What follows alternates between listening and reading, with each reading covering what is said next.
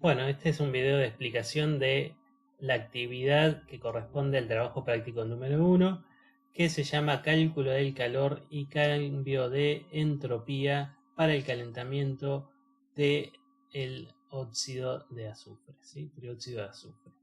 Entonces, el proceso en cuestión sería justamente tener una cierta cantidad de trióxido de azufre y calentarlo a presión constante entre esta temperatura inicial de 300 Kelvin y la temperatura final de 1500 Kelvin, ¿sí? Entonces, tenemos que calcular en primer lugar el calor.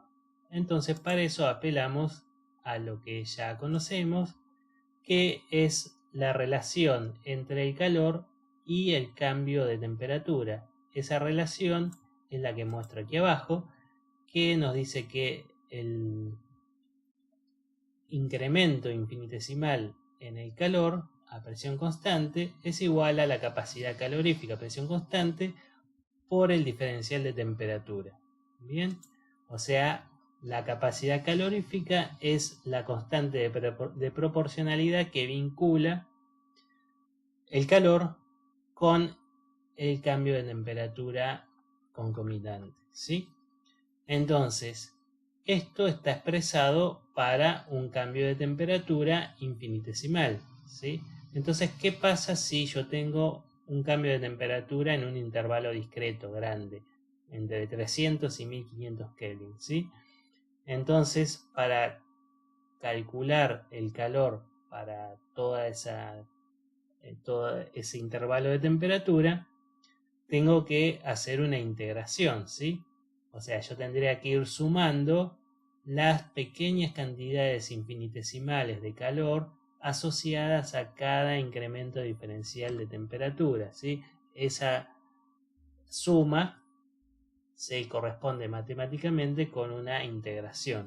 Bien, entonces yo lo que necesito es calcular el calor total a presión constante, que sería la integración entre 300 y 1500 Kelvin de las variaciones infinitesimales de calor. Bien, y ese calor lo voy a escribir como Cp diferencial de temperatura, ¿sí? Ahora bien, nosotros estamos acostumbrados en los ejercicios, en realidad, a usar capacidades caloríficas que son constantes, ¿sí? Entonces salen fuera de la integral. Pero yo les mencioné en la teórica que el caso general de las capacidades caloríficas es que no son constantes, ¿sí? Dependen de la temperatura. Entonces, si depende de la temperatura, yo no la puedo sacar fuera de la integral y tengo que tener una función que me describa la capacidad calorífica en función de la temperatura para hacer la integración, ¿sí? Esa función la tenemos que averiguar a partir de datos que tenemos de la práctica, ¿sí? Que son los que están tabulados en la tabla del práctico, justamente, ¿sí? Y que yo los volqué aquí, ¿sí? Estos datos son un poquito distintos, ustedes hagan los cálculos con los resultados, los datos correctos, ¿sí? Los que figuran en la guía. Entonces, si la capacidad calorífica fuera constante, uno tendría que observar el mismo valor de capacidad calorífica para todas las temperaturas, ¿sí? Y lo que vemos es que la capacidad calorífica va aumentando conforme crece la temperatura, ¿sí? Fíjense que aumenta como 10 grados en este intervalo de temperatura.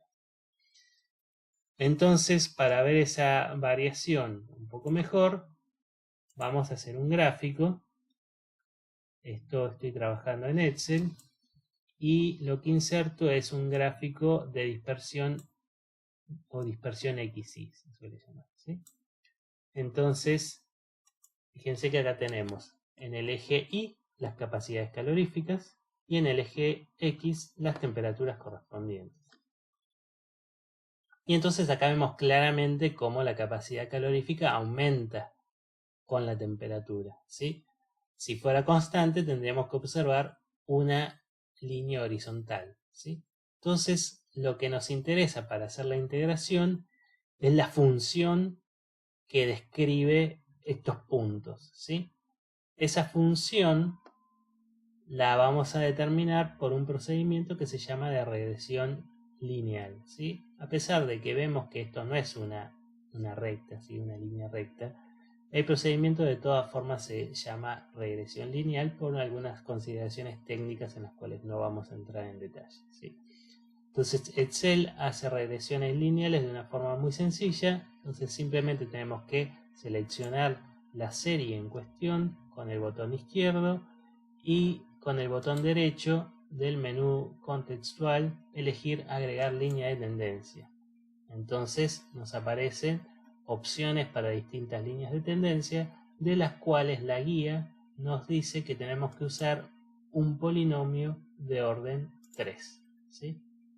Entonces ya tenemos agregada esa línea de tendencia, o sea, esa curva que corresponde a la función polinómica que describe los datos, ¿sí?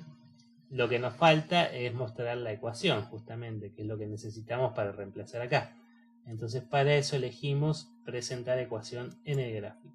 Ahí lo elegimos, lo voy a correr a un lugar más visible. Y fíjense que está con muy pocas cifras significativas. Dice 7 por 10 a menos 9, ¿sí? Nosotros queremos más decimales, más cifras significativas. Entonces, para cambiar eso, lo que vamos a hacer es seleccionar la leyenda esta, la etiqueta que tiene la función, y vamos a aquí en opciones de etiqueta a cambiar el formato de número a un formato de notación científica, ¿sí? Y entonces acá tenemos, ven, 3 cifras significativas por cada término. Bien, entonces tendríamos que reemplazar esta ecuación de acá en CP para calcular esta integral. Obviamente Excel llama al eje X, llama al eje de ordenadas X, ¿sí? No le pone T como nosotros necesitaríamos que lo llame, ¿sí? Pero no pasa nada, simplemente nosotros sabemos que las X en esta expresión corresponden a la T en las expresiones que nosotros veníamos trabajando. Entonces, necesitamos calcular la integral. Podríamos hacerlo manualmente, la integración, ¿sí? Fíjense que esto es un polinomio, así que no es difícil de integrar, ¿sí? Es bastante sencillo. Pero podemos usar una herramienta que nos puede servir para integraciones más difíciles. Entonces vamos a aprovechar la oportunidad para trabajar con esa herramienta. Entonces lo que voy a hacer es copiarme la ecuación que quiero integrar y voy a buscar la página de Wolfram Alpha, ¿sí? Entonces acá la busqué en Google, fue lo primero que apareció y directamente selecciono acá la sección de cálculo y análisis. Entonces acá nos da distintas operaciones como ejemplos que podemos hacer, entre las cuales tenemos integrales y en particular calcular integrales definidas entre dos límites de integración. Entonces seleccionamos uno de esos ejemplos que en realidad es una plantilla que podemos modificar con nuestra función, ¿sí? Fíjense que este ejemplo era integrar entre 0 y pi a la función seno de x, ¿sí? Y esa integración se puede interpretar como el área bajo la curva entre 0 y pi de la función seno de x, ¿sí? Ahora, nosotros vamos entonces a modificar el comando que permitió hacer esta operación, simplemente cambiando la función seno de x por nuestro polinomio. Entonces, selecciono toda esta parte que dice seno de x y le voy a pegar el polinomio. Ahí está, ¿sí? Y después le tengo que cambiar los límites de integración. En primer lugar, vemos que al copiar de esa forma, ¿sí? Control C, Control P, el término que tiene x al cubo aparece como x3, ¿sí? Nosotros entonces le tenemos que decir al Wolfram Alpha que esto x3 es un cubo, ¿sí? Es una potenciación. Entonces eso lo hacemos agregando el signo de potenciación, ¿sí? Que es ese triangulito que apunta para arriba, ¿sí? Entonces lo voy a copiar y lo voy a agregar acá en este x2, que en realidad es un x al cuadrado, ¿sí? Este es x solo. Y bueno, este término, fíjense, por ejemplo, dice 4,74 e más 00, ¿sí? Ese e más 00 es la forma que tiene Excel y muchos programas de escribir 10 a la este exponente que está a continuación. Entonces esto sería, la e sería 10 a la más 00, o sea 10 a la 0, que eso es 1, ¿sí? O sea 4,74 por 1. Entonces si yo quiero puedo sacar esto de acá, o lo pueden dejar, es igual, ¿sí? Y sería lo mismo, ¿sí?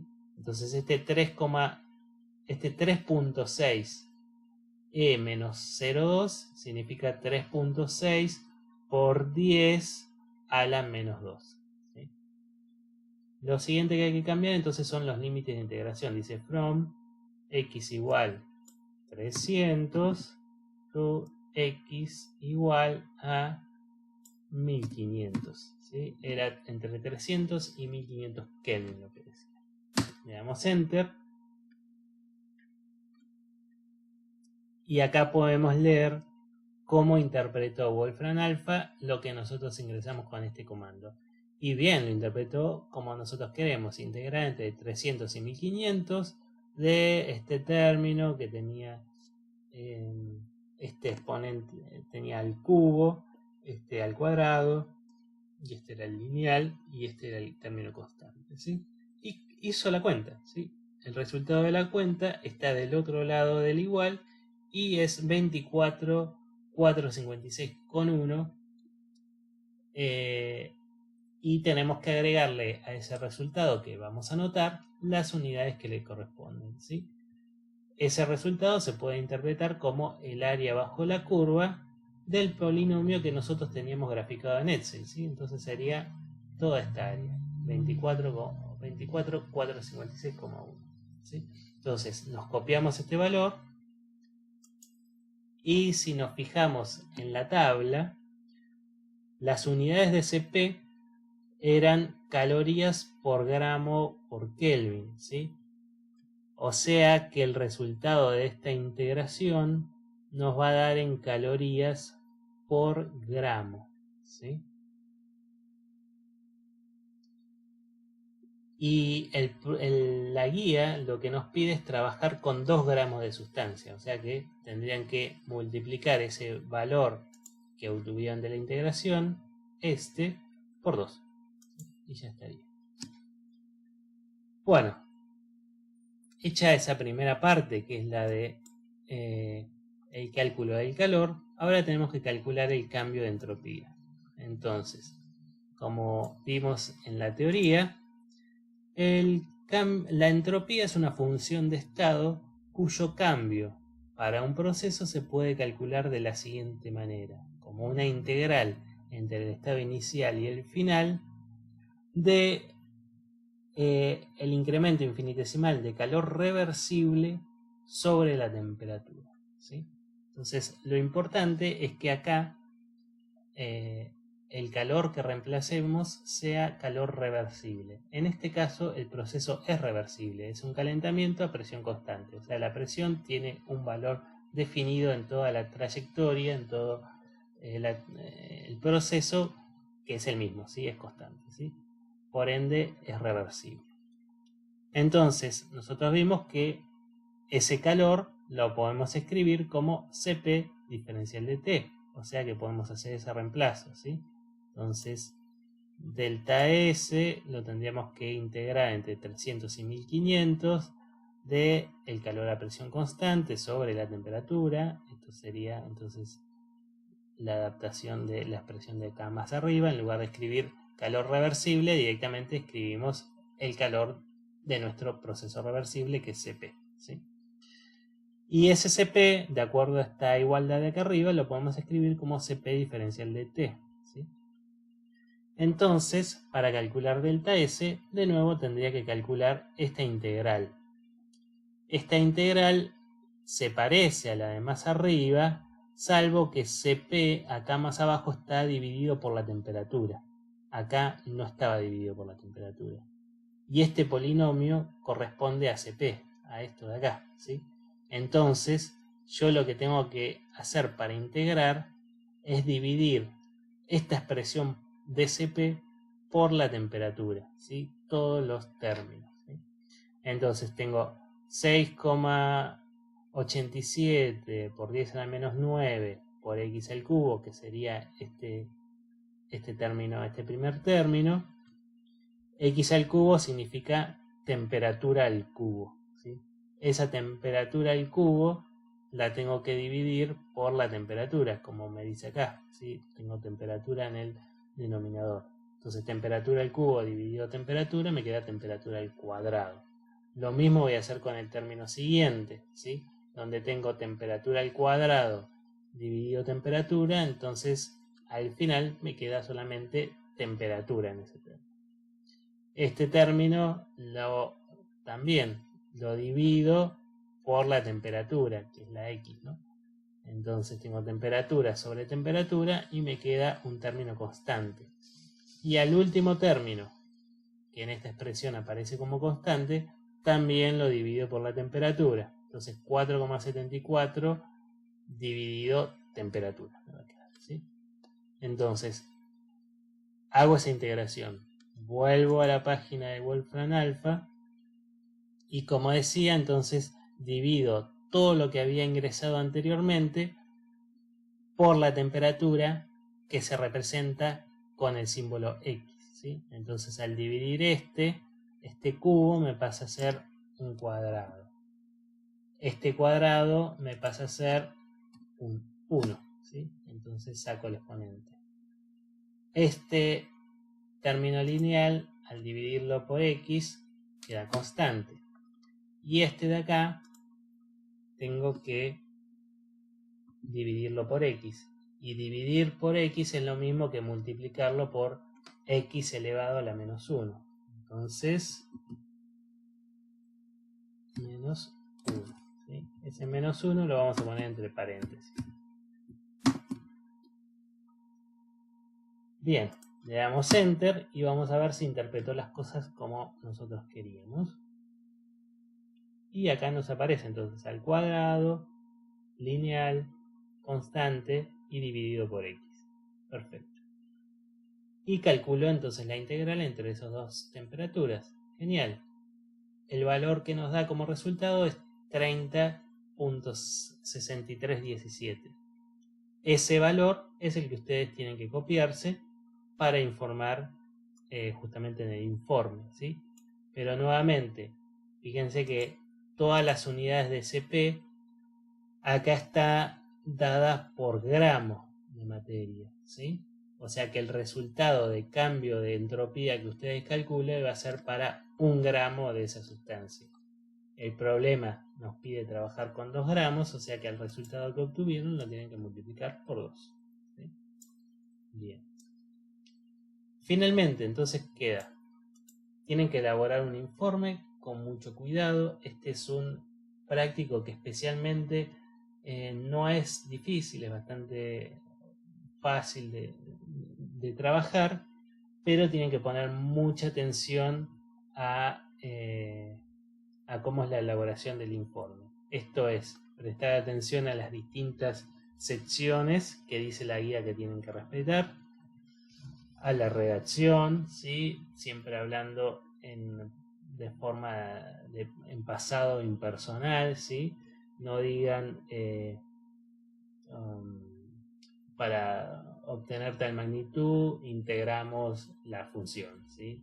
Tienen que decirlo de forma impersonal, o sea, se integra, y en pasado, o sea, se integró, ¿sí? Entonces, para obtener tal magnitud, se integró la función entre tales límites, ¿sí? Elaboración de los gráficos. se tienen que leer muy bien los ejes y toda la información tiene que ser fácilmente legible, ¿sí?